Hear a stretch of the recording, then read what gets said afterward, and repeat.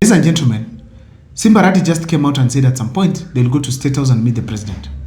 As members of Kisii County Assembly, we have received an invitation from the head of state, who is the President of Kenya, William Samoei Ruto, that the leadership of Kisii County, MCAs, both elected and nominated, to pay a courtesy call on him in State House. And we have resolved as a house today that I will be going there later this week. But on Thursday, they eventually went to State House.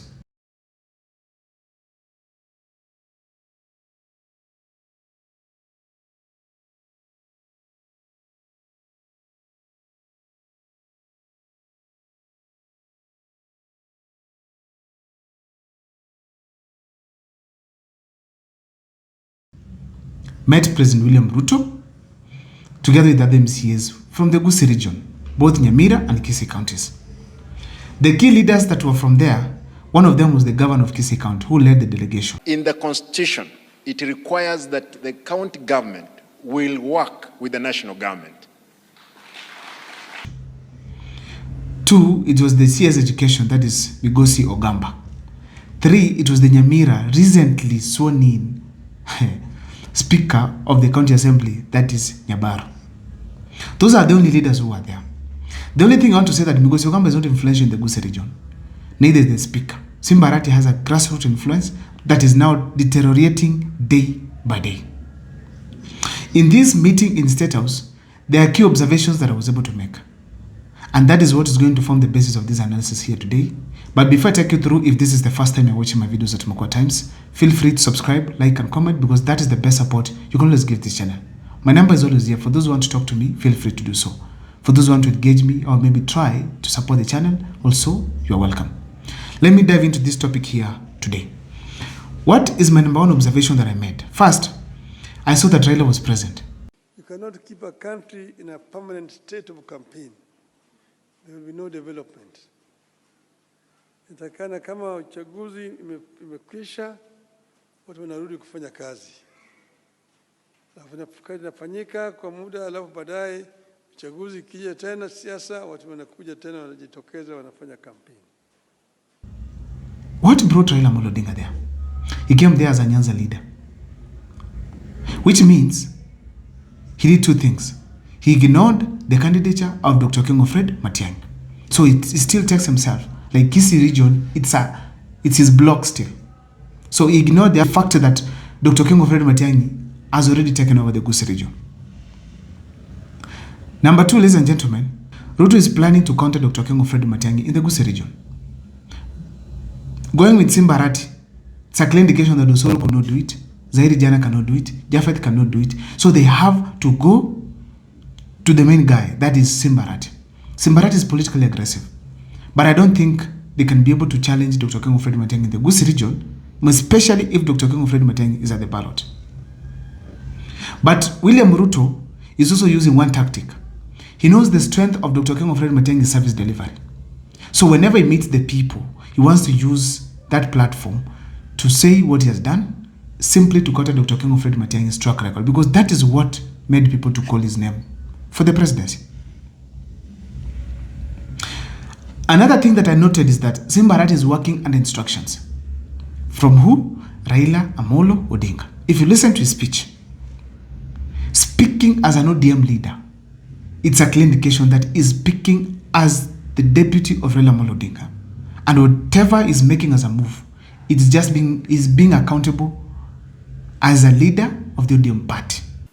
Baada ya miaka hii miwili kwisha, watu watauliza, wewe Raila alikuwa katika serikali hiyo ya broad based. Vitu zimefanyika. Tuambie ni nini ulituletea kama chama cha ODM katika hiyo broad based. Ladies and gentlemen, another thing I noticed is that Simba Arati has declared he will support William Ruto to the end. Siwezi rudi nyuma, tutashirikiana pamoja hii na hii safari. Hii safari, wale mnajua, hii ilikuwa ni constituency yangu, Dagoretti North, hapa State House, ilikuwa katika Dagoretti North, na nimekuwa mbunge mara 2. So let's not expect, unless miracles happen, Simba Arati to literally reach at some point and change tune. But if he changes, probably the ground shall have refused. Or Raila Amolo Odinga, by that time, he will have also done what? Left William Ruto. So therefore, as we speak today, let Dr. King of Fred Matiang'i and his team prepare to face Simba Arati in the Gusii region. Another observation I was able to make is that William Ruto is ready to spend. Just bringing members of parliament, MCAs, common mwananchi to State House, you don't live there without money. Others are saying it is 10,000 each person. And it's going to bring people to State House every day. I'm hearing the next group was today, it should be Moranga people.